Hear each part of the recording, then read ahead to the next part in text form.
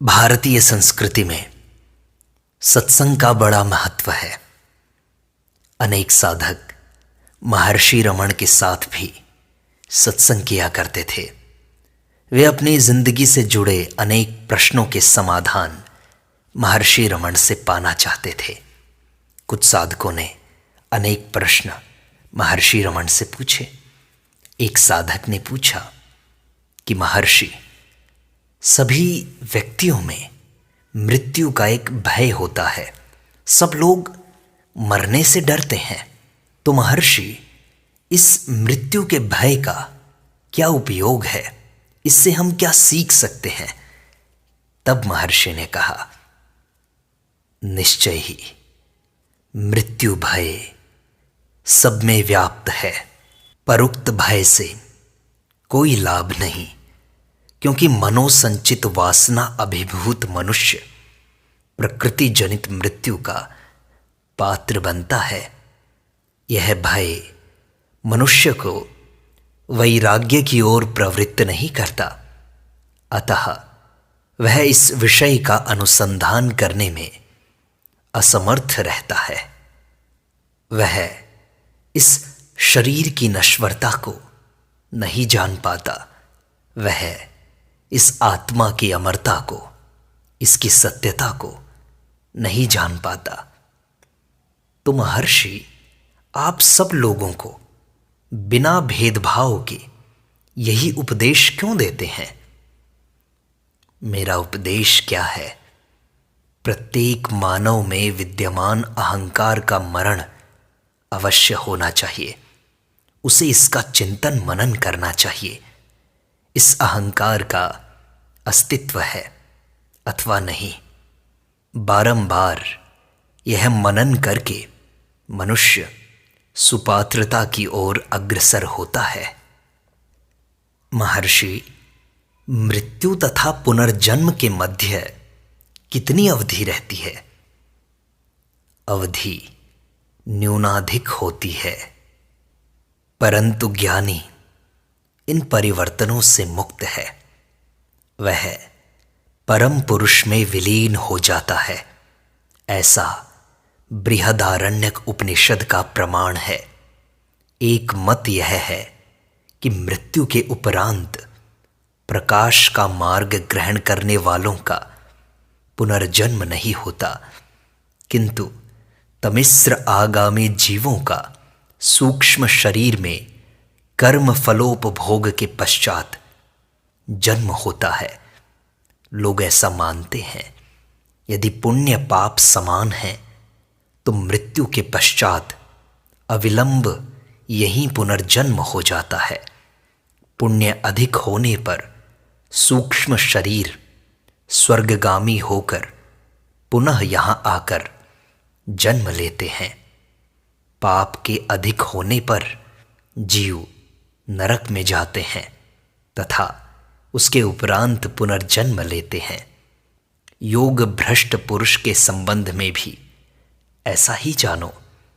शास्त्रों में यह सब वर्णन है। वस्तुतः न जन्म है न मृत्यु है। मनुष्य अपने स्वरूप में यथावत रहता है। सत्य यही है।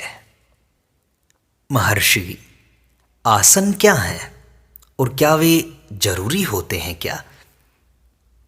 योग शास्त्रों में अनेक आसनों का प्रभाव सहित वर्णन है। बिछाने के आसन व्याघ्र चर्म कुश आदि हैं। यौगिक आसन पद्मासन सुखासन आदि हैं। इनका उद्देश्य क्या है? आत्मज्ञान। मैं देह हूं, देह को स्थापित करने को आसन चाहिए। यह भूमि है। यह विचार कर मनुष्य आसन की आकांक्षा करता है, परंतु क्या उसे सुषुप्ति में सहारे अथवा बिस्तर का, सैया पर बिस्तर का तथा पृथ्वी पर शैया का विचार था? सुषुप्ति में क्या उसका अस्तित्व नहीं था? उस समय उसकी क्या अवस्था थी? वास्तव में आत्मरूप अवस्था से अहंकार की उत्पत्ति हुई। स्वयं को देह मान लिया, जगत को सत्य मान लिया, दृश्य वस्तुओं को पृथक पृथक स्वीकार कर लिया तथा अहम की भ्रांति में फंसकर उच्छृंखल विचारावली के कारण आसनों को खोजना प्रारंभ कर दिया। मनुष्य को यह बोध नहीं कि वह सर्व वस्तुओं का केंद्र है तथा सबका आधार है। जिज्ञासा करने पर मनुष्य आसनों, खड़ाऊ आदि के प्रभाव की गुरुत्वाकर्षण के संदर्भ में व्याख्या करने लगता है। उसकी कल्पना में इन वस्तुओं के अभाव में उसकी तपस्या लड़खड़ा जाएगी। वह ऐसा सोचता है, कल्पना करता है। इन सब साधनों को शक्ति कहाँ से प्राप्त होती है, यह सोचो। बाह्य कार्यों को देखकर वह कारणों को ढूंढता है तथा उन्हें आसन तथा खड़ाऊ के प्रभाव में मान बैठता है। ऊपर फेंका गया पत्थर पुनः नीचे आकर धरती पर गिर जाता है। कारण क्या है? वह कहेगा पृथ्वी के आकर्षण के कारण। पर वास्तव में प्रश्न यह है, क्या ये सब उसके विचारों से भिन्न है? विचार करो और कहो, क्या पत्थर, पृथ्वी तथा आकर्षण मनुष्य के विचारों से भिन्न है? इन सब का अस्तित्व मन में ही है। इनकी शक्ति तथा नियामक वही है। वही इनका केंद्र तथा आधार है। वही आसन है। आसन उसे अडिग रूप से बैठाए रखने को है। अडिग रूप में वह निज वास्तविक अवस्था के अतिरिक्त कहाँ तथा किस प्रकार रह सकता है? यही आसन है। महर्षि, काम, क्रोध, लोभ, इनको कैसे दबाएं? इनका दमन कैसे हो? काम, क्रोध आदि दुख कारक हैं। कारण क्या है? कारण है अहम भ्रांति। अहम भ्रांति का कारण है अज्ञान। अज्ञान का कारण है भेद बुद्धि। भेद बुद्धि का कारण है जगत को सत्य मानना तथा जगत को सत्य मानने का कारण है कि हमने शरीर को मैं मान लिया है। शरीर को मैं मानने को देहात्म बुद्धि कहते हैं। देहात्म बुद्धि अहंकार की उत्पत्ति के पश्चात ही संभव है। अहंकार न उत्पन्न हो तो समस्त दुखद श्रृंखला टूट जाती है। अतः अहंकार के उदय को रोको। यह निज स्वरूप में अवस्थित रहने से संभव है। फिर काम, क्रोध आदि विजित हो जाते हैं। महर्षि, आप कहना ये चाहते हैं कि इनका मूल अज्ञान में है। यही तो बात है। अज्ञान से अविवेक तथा अविवेक से मूढ़ता इत्यादि उत्पन्न होती है। अज्ञान है क्या? क्या शुद्ध ब्रह्म का जो स्वयं आत्मा अथवा शुद्ध ज्ञान है, अज्ञान संभव है? प्रश्नकर्ता निजात्मा को जान ले अर्थात ज्ञानी बन जाए, फिर यह प्रश्न नहीं उठेगा। अज्ञान के कारण ही वह यह प्रश्न करता है। यह अज्ञान प्रश्नकर्ता का है, आत्मा का नहीं।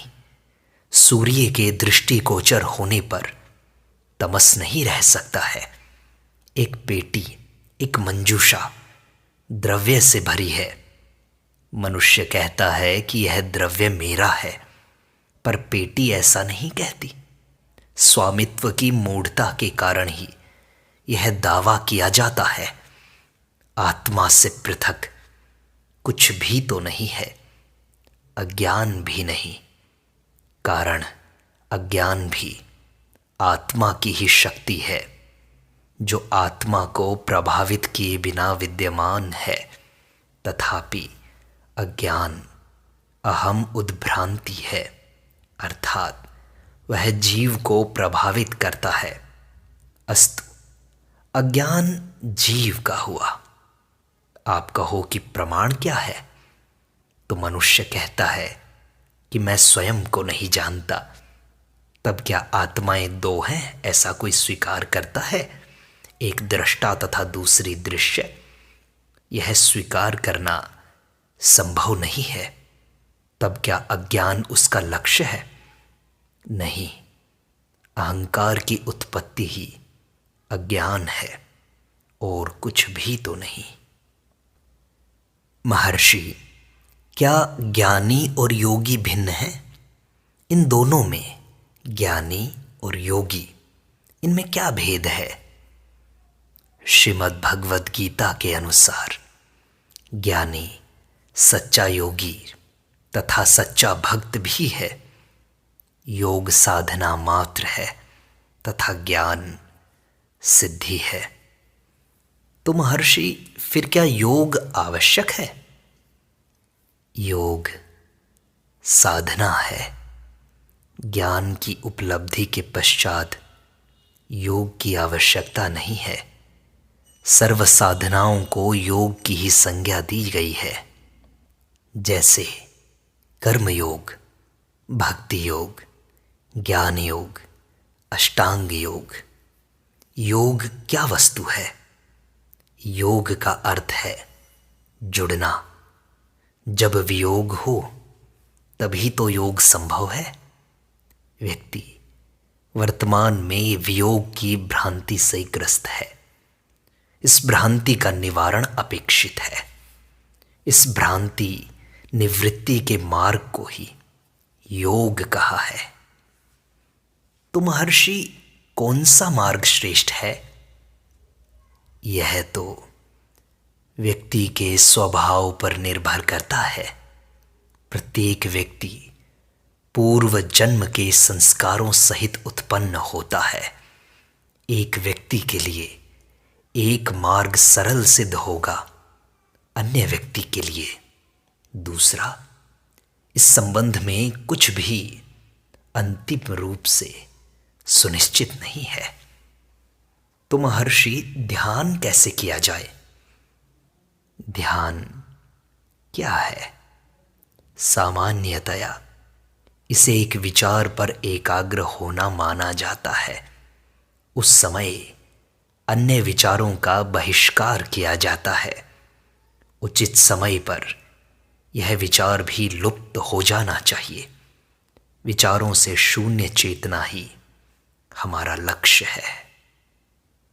महर्षि, अहंकार से मुक्ति कैसे संभव हो?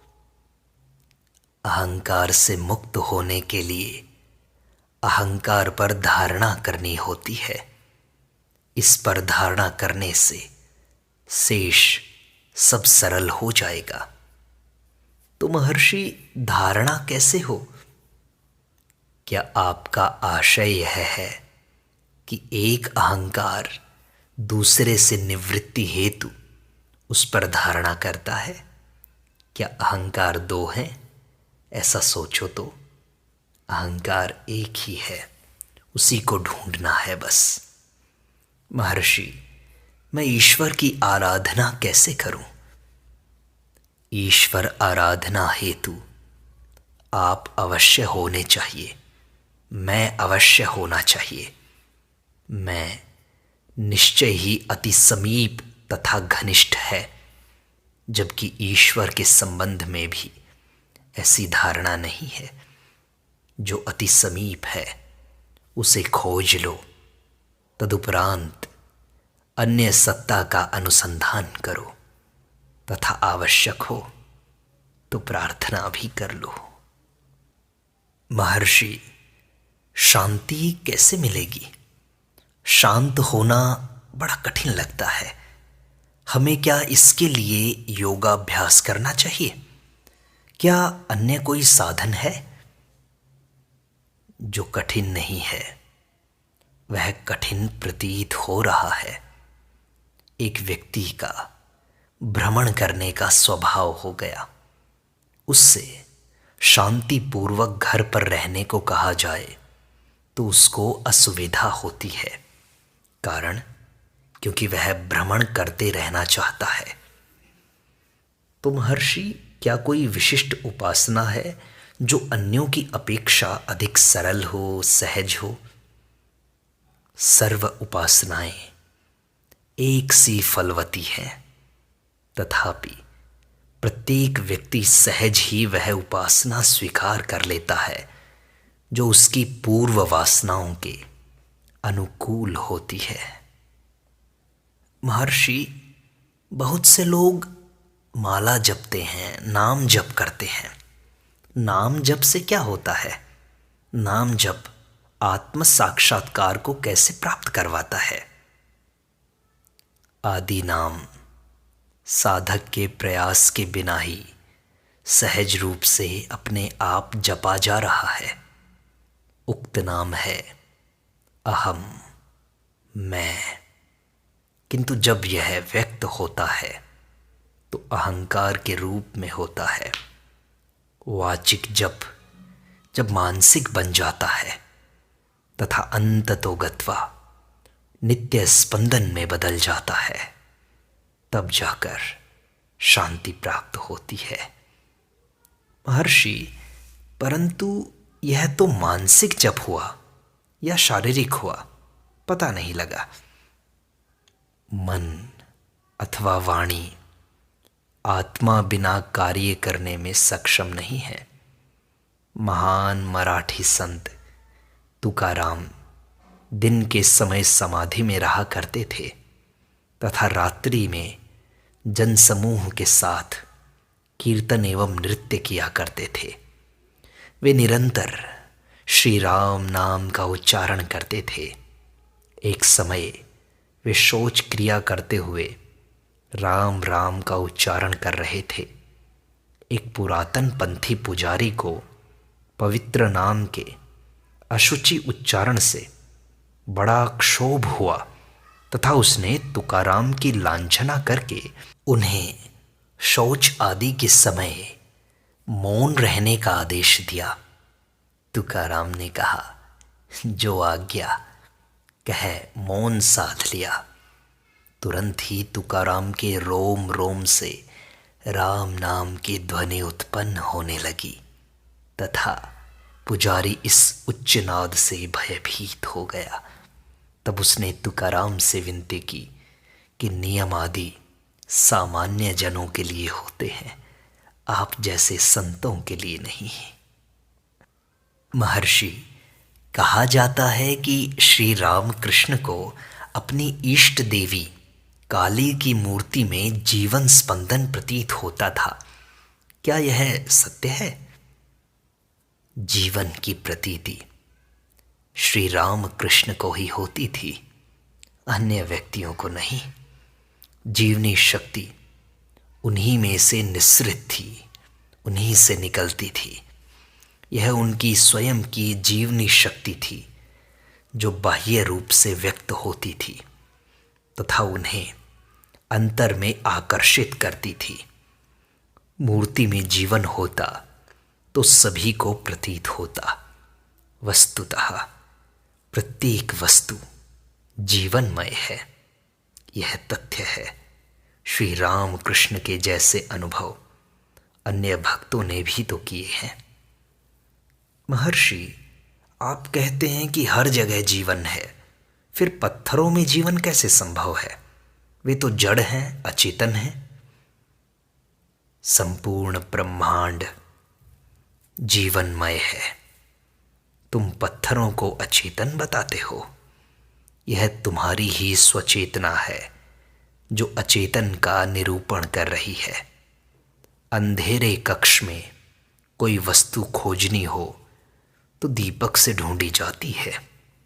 प्रकाश से वस्तु की उपस्थिति अथवा अभाव का ज्ञान हो जाता है। कोई वस्तु चेतन है अथवा अचेतन, यह जानने को चेतना की आवश्यकता है। कोई मनुष्य अंधेरे कक्ष में हो तो उसे खोजने के लिए दीपक की आवश्यकता नहीं, आवाज लगाने पर ही वह उल्टा उत्तर देता है। उसे निज अस्तित्व सूचित करने हेतु दीपक की आवश्यकता नहीं होती। सिद्ध हुआ कि चित्त स्वप्रकाशित है। महर्षि, मन को अच्छे मार्ग पर कैसे रखें? अभ्यास के द्वारा।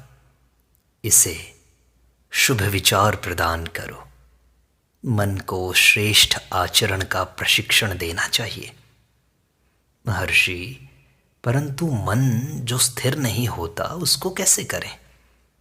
भगवद गीता कहती है, शनैः शनैः सपरमेद आत्मसंस्थम मनः कृत्वा अभ्यास वैराग्याभ्याम। अभ्यास और वैराग्य से मन को स्थिर करो। अभ्यास परम आवश्यक है। प्रगति धीरे धीरे होगी। महर्षि, आत्मसंस्थम मनः कृत्वा, इसमें किस आत्मा को बताया गया है? तुम क्या अपनी आत्मा से अनभिज्ञ हो? अपनी आत्मा को नहीं जानते?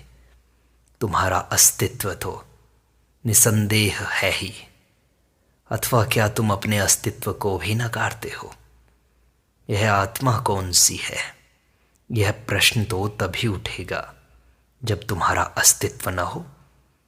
किंतु तुम यह प्रश्न कर ही नहीं सकते यदि उस समय तुम अस्तित्ववान न हो जाओ। तुम्हारे अस्तित्व के कारण ही तुम प्रश्न उठा सकते हो।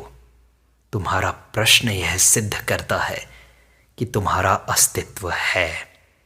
यह ज्ञात करो कि तुम कौन हो, और कुछ नहीं करना है। महर्षि, मैंने अनेक ग्रंथ पढ़े, किंतु मेरा मन आत्मा की तरफ नहीं मुड़ा। क्या करूं? क्योंकि आत्मा पुस्तकों में नहीं है। आत्मा तुम्हारे अंदर है। पुस्तकों के अध्ययन से मनुष्य विद्वान बनता है। यही इसका उद्देश्य है, जिसकी पूर्ति हो जाती है। लोग पुस्तकों के पढ़ने से विद्वान बन जाते हैं, परंतु आत्मा पुस्तकों से नहीं मिलती। आत्म साक्षात्कार तो स्वयं के अंदर झांकने से होता है।